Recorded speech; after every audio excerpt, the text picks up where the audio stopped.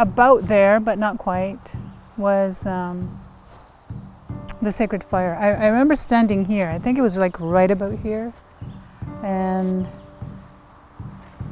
so we got up really early in the morning, like 5 o'clock in the morning, and we see the panel trucks drive up, and it's a SWAT team. They pull up to the barricade.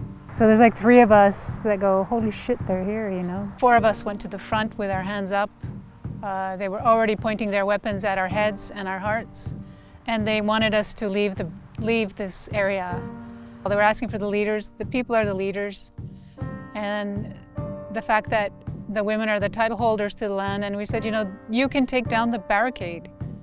Go ahead, do it, but we're not leaving here. They shot tear gas and concussion grenades at us. The first 2 went flying back on them. There's a wind that just came up. And finally there was one behind us all as we were holding hands.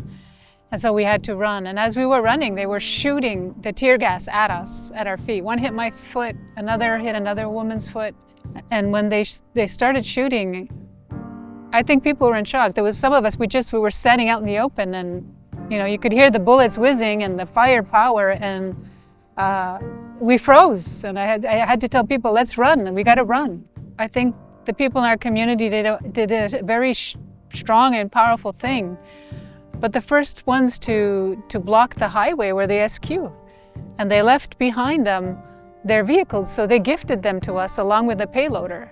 And that payloader really was a workhorse that summer. But we put up a defensive barricade, and our fundamental human rights, the right to food, the right to water, the right to medicine, that was all gone out the door. The SQ tortured men, so did the Canadian Army. It was as if we were the villains, we were the criminals, when the actual criminals were actually no longer alive, but their entities still exist, which is the Seminary of St. Sulpice and the Government of Canada. And they refused to intervene. It became more of a police and military intervention rather than looking at the human rights of the people from this community and our rights to protect our land and to defend our sovereignty. I think that Kanehsatà is being punished for destroying the stellar reputation Canada had before 1990 as being a human rights advocate for the world.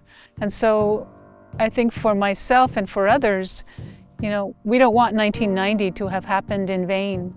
And so we need to keep the spotlight on what's going on our issues, because it's the same all across the board. Elsipogtog, Gustafson Lake, Ipperwash, the Wet'suwet'en, the tar sands. All these land dispossessions are done because of a racist doctrine, the doctrine of discovery, which Canada has yet to repudiate.